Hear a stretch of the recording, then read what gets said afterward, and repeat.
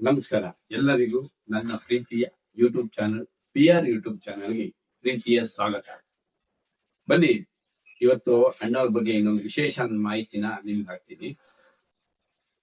ಅಣ್ಣವರ ಪ್ರೇರಣೆ ಶಕ್ತಿಯಿಂದ ಅಭಿಮಾನಿಗಳು ಮಾಡಿದಂತ ಒಂದು ಮಹೋನ್ನತ ಕಾರ್ಯ.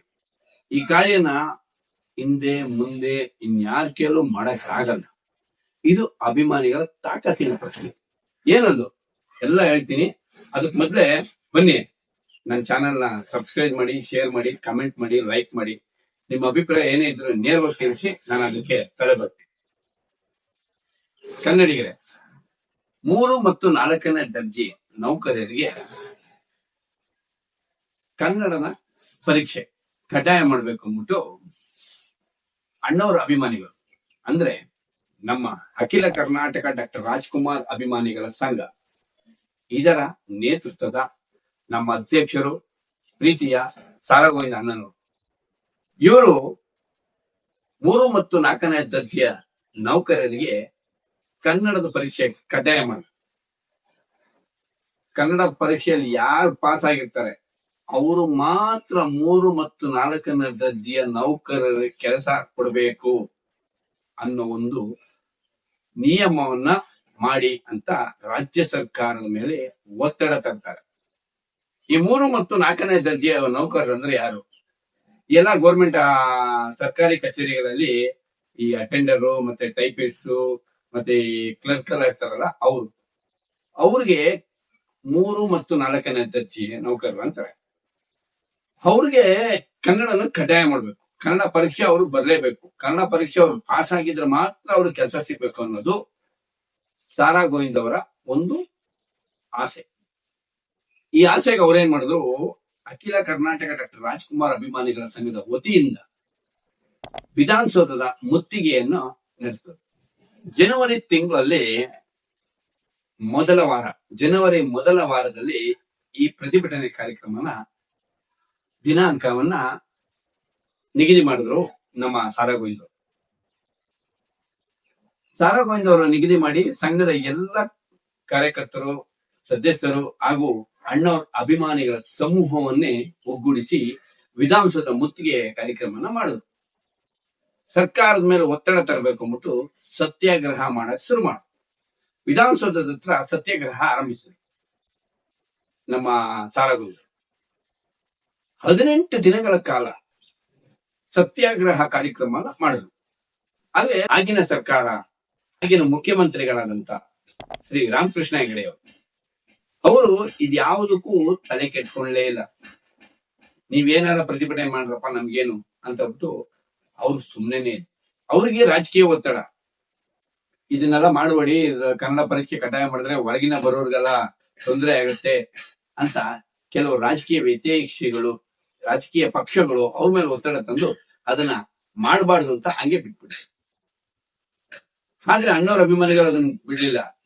ಇಲ್ಲ, ನೀವು ಇದನ್ನ ಕನ್ನಡ ಕಡ್ಡಾಯ ಮಾಡ್ಲೇಬೇಕು, 3 ಮತ್ತು 4ನೇ ದರ್ಜೆ ನೌಕರರ ಕನ್ನಡಿಗರೇ ಇರಬೇಕು, ಅವ್ರ ಕನ್ನಡ ಬರ್ಬೇಕು, ಅವ್ರ ಕನ್ನಡ ಪರೀಕ್ಷೆ ಪಾಸ್ ಆಗಿರ್ಬೇಕು ಅನ್ನೋ ಒತ್ತಡನ ಅಭಿಮಾನಿಗಳು ಮಾಡ್ತಾನೆ ಇದ್ರು. ಜನವರಿ ಮೊದಲನೇ ವಾರದಲ್ಲಿ ಸತ್ಯಾಗ್ರಹ ಆರಂಭವಾಯಿತು. 18 ದಿನಗಳ ಕಾಲ ಸತ್ಯಾಗ್ರಹ ನಡೀತು. 18 ದಿನಗಳ ಕಾಲ ಸತ್ಯಾಗ್ರಹ ನಡೆದ್ರು ಯಾವುದೇ ಉತ್ತರವಿಲ್ಲದೆ ಸರ್ಕಾರ ಮೊಂಡತನದಿಂದ ಸುಮ್ಮನೆ ಕೂತಿತ್ತು. ಇದರ ವಿರುದ್ಧ ಇನ್ನೂ ಪ್ರತಿಭಟನೆ ಹೆಚ್ಚಾಗಬೇಕು ಅಂದ್ಬಿಟ್ಟು ಅಖಿಲ ಕರ್ನಾಟಕ ಡಾಕ್ಟರ್ ರಾಜ್ಕುಮಾರ್ ಅಭಿಮಾನಿಗಳ ಸಂಘ ಹಾಗೂ ಆಗಿದ್ದಂತ ಕೆಲವು ಹಿರಿಯ ಸಾಹಿತಿಗಳು ಹಾಗೂ ಕನ್ನಡದ ಕೆಲವು ಸಂಘಟನೆಗಳು ನಮ್ಮ ಸಾರಾ ಗೋವಿಂದ್ ಅವ್ರ ಜೊತೆ ನಿಂತ್ಕೊಂಡ್ರು. ಸಾರಾ ಗೋವಿಂದ್ ಅವ್ರಿಗೆ ಈ ಎಲ್ಲಾ ಸಾಹಿತಿಗಳ ಬೆಂಬಲದಿಂದ ಸ್ವಲ್ಪ ಶಕ್ತಿ ಜಾಸ್ತಿ ಬಂತು. ಜನವರಿ 18ನೇ ತಾರೀಕು 1984 ಬೆಂಗಳೂರು ಬಂದ್ಗೆ ಕರೆ ಕೊಟ್ರು. ಒಂದೇ ಒಂದು ನರಪಿಲೆ ಸಹ ಆಚೆ ಬಂದಿಲ್ಲ. ಆ ಬೆಂಗಳೂರಿನ ನಿಶಬ್ದವಾಗಿತ್ತು. ಪೊಲೀಸರು ಸರ್ಪ ಕಾವಲ್ ಹಾಕಿದ್ರು. ಆ ಸರ್ಪ ಕಾವಲ್ನಲ್ಲೇ ಅಭಿಮಾನಿಗಳು ಹೋರಾಟ ನಡೆದಿತ್ತು. ಅಲ್ಲಿ ಇಲ್ಲಿ ಟೈರ್ ಬೆಂಕಿ ಹಚ್ಚೋದು ಎಲ್ಲ ಮಾಡಿದ್ರು. ವಿಧಾನಸೌಧದ ಮುತ್ತಿಗೆ ಅಲ್ಲೂ ಸಹ ನಡೀತು, ಬಂದಲ್ಲೂ ಸಹ ವಿಧಾನಸೌಧದ ಮುತ್ತಿಗೆ ನಡೀತು. ಆಗ ಅಭೂತಪೂರ್ವವಾದಂತ ಬಂದ್ ಯಶಸ್ವಿ ಆಯ್ತು.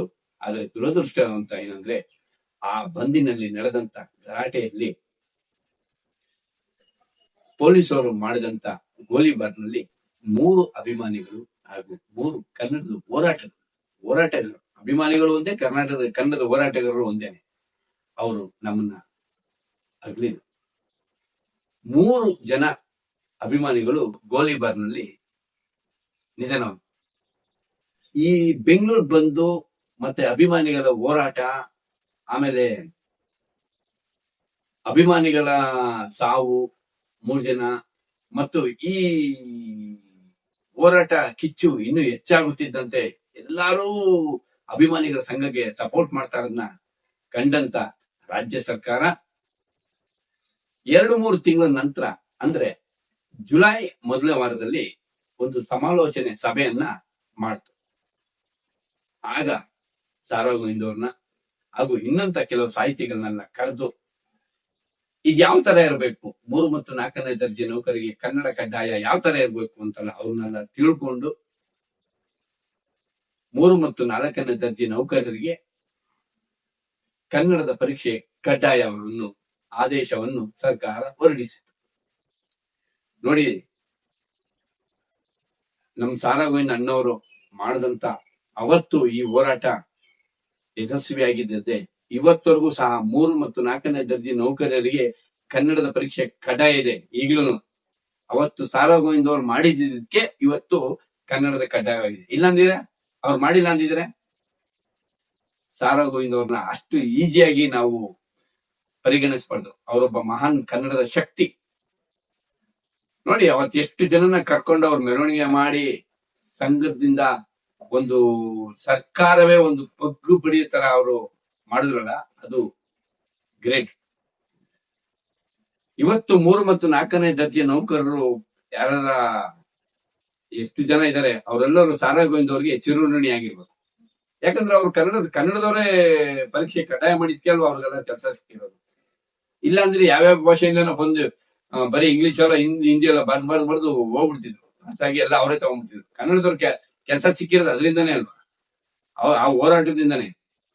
ಸಾರಾ ಗೋವಿಂದ ಅವ್ರಿಗೆ ಚಿರಋಣಿ ಆಗಿರ್ಬೇಕು, ಕನ್ನಡದ ಅಣ್ಣವರ ಅಭಿಮಾನಿಗಳಿಗೆ ಚಿರಋಣಿ ಆಗಿರ್ಬೇಕು. ಅವತ್ತು ಅಣ್ಣವರ ಅಭಿಮಾನಿಗಳು ಮಾಡಿದಂತ ಆ ಹೋರಾಟ ಇತಿಹಾಸದಲ್ಲಿ ಯಾರ ಕೇಳು ಮಾಡಕ್ಕಾಗಲ್ಲ. ಅಣ್ಣವರೇ ಒಂದು ದೊಡ್ಡ ಶಕ್ತಿ ರೀ ನಮ್ಗೆ. ಆ ಶಕ್ತಿ ಜೊತೆಗೆ ಅಭಿಮಾನಿಗಳು ಇನ್ನೊಂದು ದೊಡ್ಡ ಶಕ್ತಿ. ಈ 2 ಶಕ್ತಿಗಳು ಸೇರಿ ಸಾವಿರಾರು ಜನ ಕೂಟ ಹಾಕಿದ್ರು ಅಲ್ವಾ. ಅವತ್ತು ಆ ಹೋರಾಟ ಮಾಡಿದ್ರು ಸಾರಾ ಗೋವಿಂದ ಅವರು ನೇತೃತ್ವದಲ್ಲಿ 3 ಮತ್ತು 4ನೇ ದರ್ಜೆಯ ನೌಕರರಿಗೆ ಕನ್ನಡದ ಪರೀಕ್ಷೆ ಕಡ್ಡಾಯ ಮಾಡಿ ಹೋರಾಟ ಮಾಡಿದ್ರು.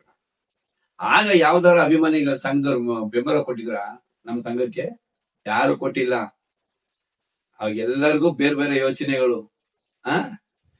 ಆಗ ಬೆಂಬಲ ಯಾರು ಇದಿಲ್ಲ, ಇದ್ದಿದ್ ಬರೀ ಅಣ್ಣವರ ಅಭಿಮಾನಿಗಳು ಮಾತ್ರ. ಕನ್ನಡ ಪ್ಲಸ್ ಅಣ್ಣವ್ರು ಪ್ಲಸ್ ಅಭಿಮಾನಿಗಳು ಎಲ್ಲ ಸೇರಿದ್ರೆ ಕನ್ನಡ ಅಲ್ವಾ. ನಿಜ ಅಲ್ಲ ಸ್ನೇಹಿತರೆ? ಸಿರಿಗನ್ನಡಂ ಗೆಲ್ಗೆ, ಸಿರಿಗನ್ನಡಂ ಬಾಳ್ಗೆ. ಜೈ ಕರ್ನಾಟಕ ಮಾತೆ. ನಮಸ್ಕಾರ.